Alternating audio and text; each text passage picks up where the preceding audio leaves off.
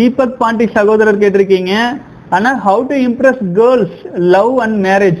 வாழ்க வளமுடன் சகோதரரே. நீங்க போய் இம்ப்ரெஸ் பண்ணணுங்கிறது இல்லைங்க. உங்களை நீங்க முதல்ல லவ் பண்ணுங்க.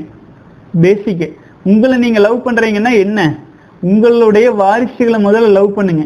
உங்களுடைய வாரிசுகளை முதல்ல லவ் பண்றீங்கன்னா அது யாரு? உங்களுடைய விந்து சக்தி. உங்களுடைய விந்து சக்தி நீங்க வீணாக்காமல் லவ் பண்ணிட்டு இருக்கீங்க அப்படின்னா உங்களுக்குள்ள நீங்க உயிராற்றல் டேபை திறந்து விடாமல் இருந்தீர்கள் என்றால் உடலில் உயிராற்றல் அபரிமிதமாக இருக்கும்.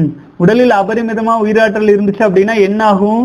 எந்த ஒரு உயிரணுவும் தன்னைத்தானே சுழன்று கொண்டிருக்கும். எந்த ஒரு அணுவும் தன்னைத்தானே தற்சுழற்சியில தான் இருக்கும். இது விஞ்ஞானம் ஆச்சுங்களா? ஆகவே அவ்வாறு எந்த ஒரு பொருள் சுழன்றாலும் அதிலிருந்து அலை வீசும். ஃபேன் சுத்தினா காத்து வருது இல்லைங்களா? நம்ம உடலில் உயிரணு இருக்குது, அது சுழலுது. நீங்க கையை எப்படி நெருக்கி பாருங்க, காந்த சக்தி நல்லா தெரியும். இதுதான் பேசிக்ங்க.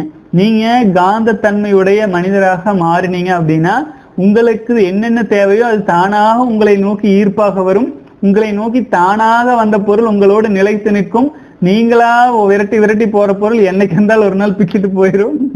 ஆகவே நீங்க உங்களை காந்த தன்மையோட மாத்திக்கிறதுக்கு என்ன வழியோ அதை பார்த்து ஃபாலோ பண்ணுங்க. மேலும் மேலும் மேலும் நீங்க உங்களை